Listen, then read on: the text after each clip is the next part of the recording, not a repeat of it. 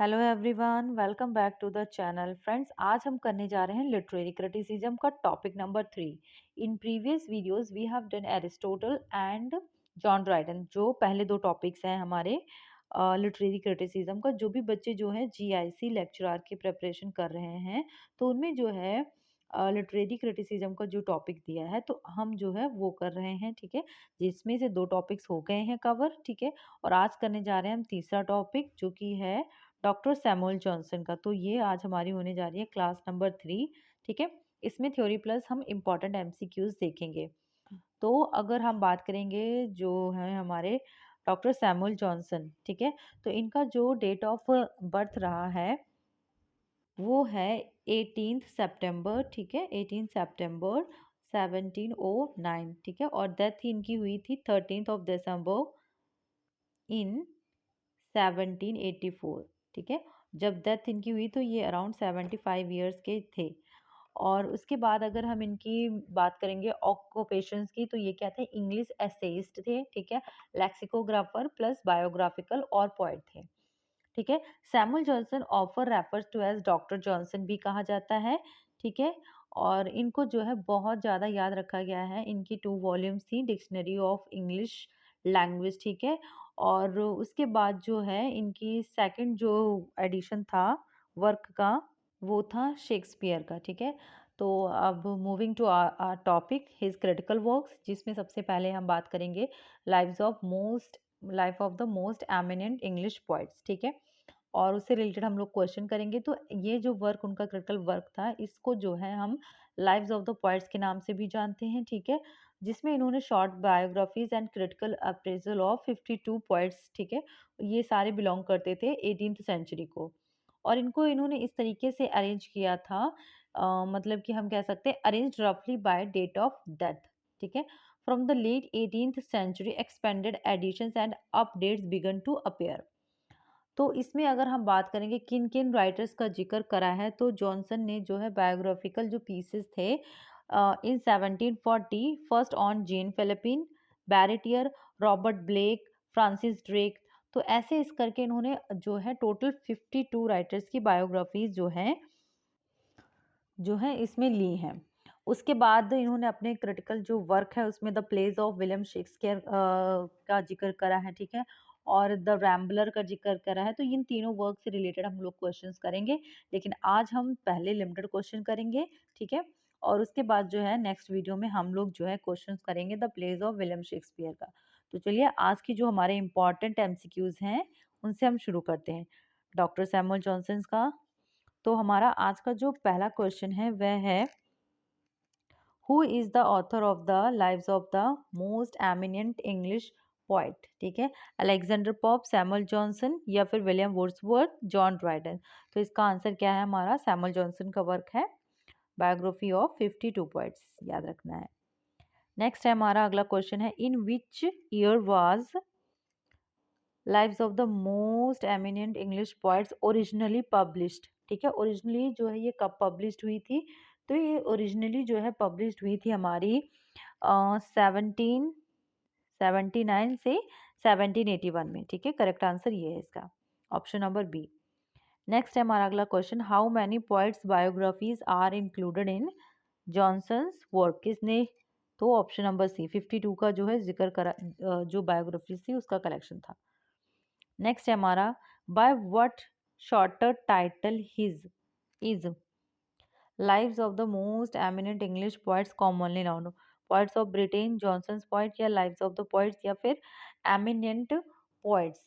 तो इसका जो करेक्ट आंसर है वह है lives of the poets, option number C is correct. Next है हमारा अगला क्वेश्चन है, what was the primary criteria for including poets in Johnson's collection? उनका प्राइमरी जो क्राइटेरिया क्या था राइटर्स को इंक्लूड करने का अपना जो उनका कलेक्शन था lives of the most eminent English poets का? तो उनका जो पहला जो है क्राइटेरिया क्या था, हम देखेंगे। ऑप्शन नंबर ए, only living poets, only deceased poets, only Scottish poets, या फिर ओनली फीमेल पोइट्स?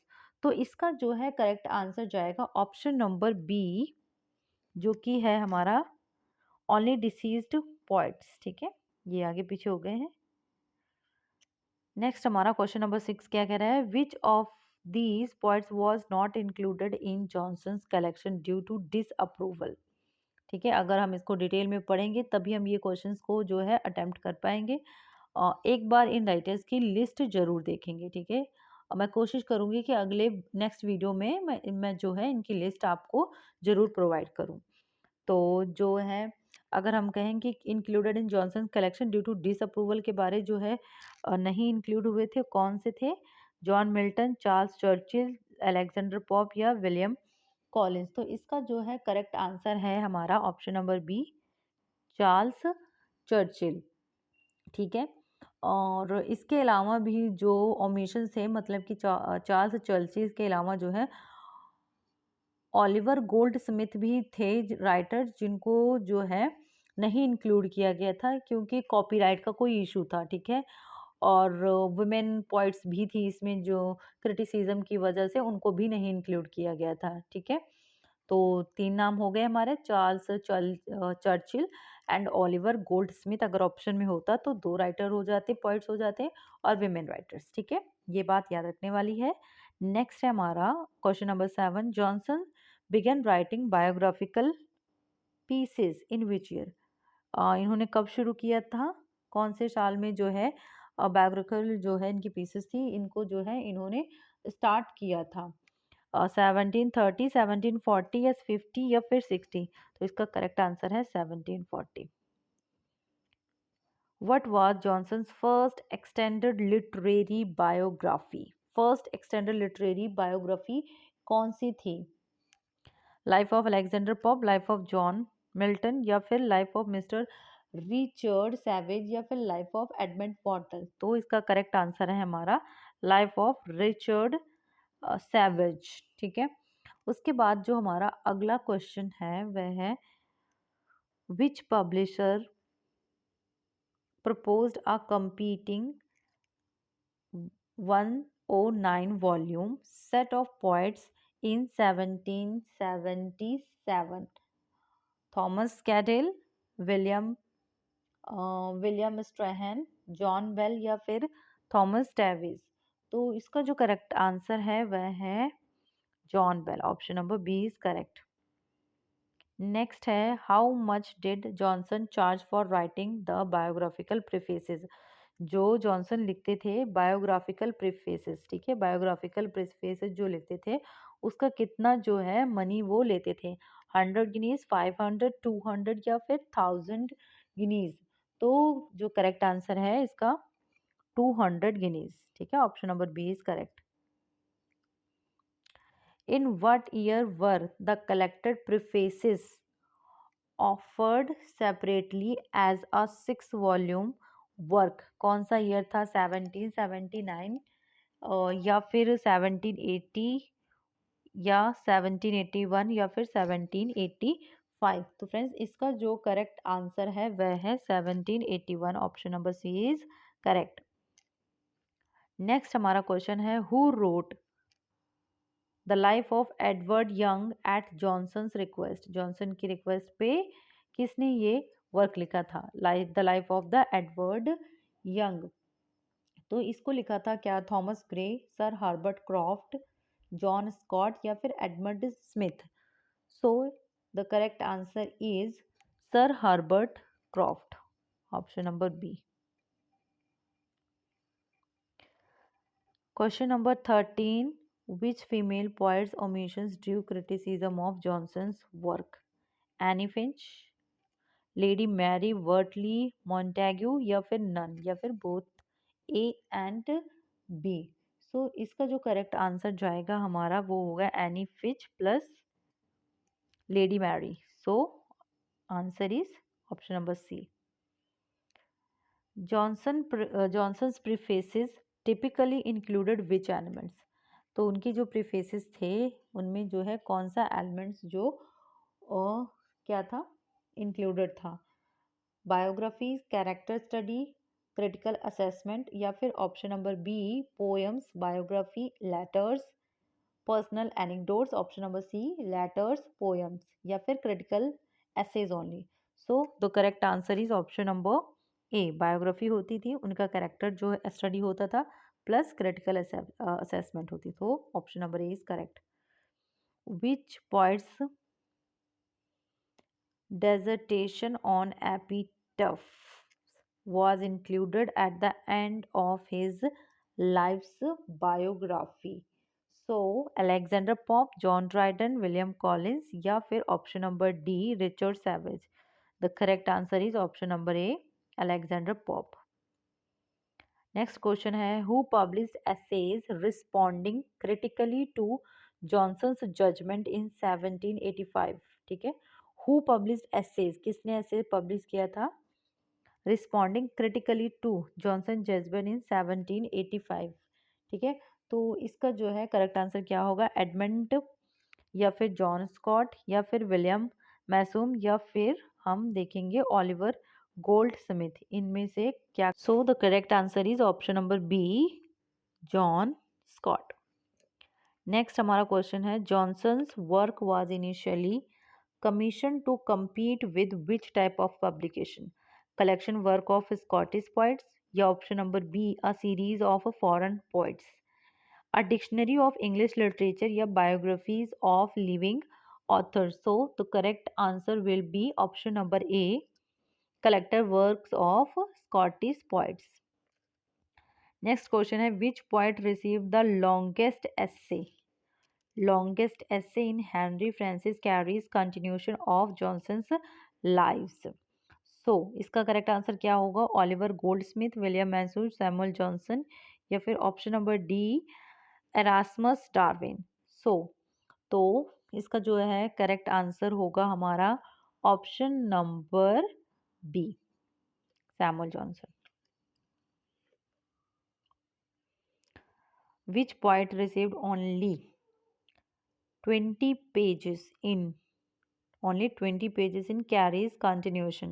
ठीक है, सो इसका जो है क्या होगा हम देखेंगे option number A William Shenstone, James Thomson, Oliver Goldsmith या फिर रिचर्ड सैवेज। तो इसका करेक्ट आंसर क्या है ओलिवर गोल्डस्मिथ, ओनली 24 पेजेस।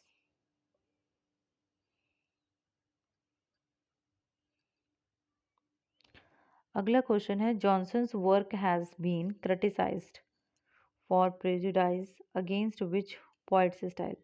ठीक है, किस लिए जो है जॉनसन के वर्क को क्रिटिसाइज किया गया था।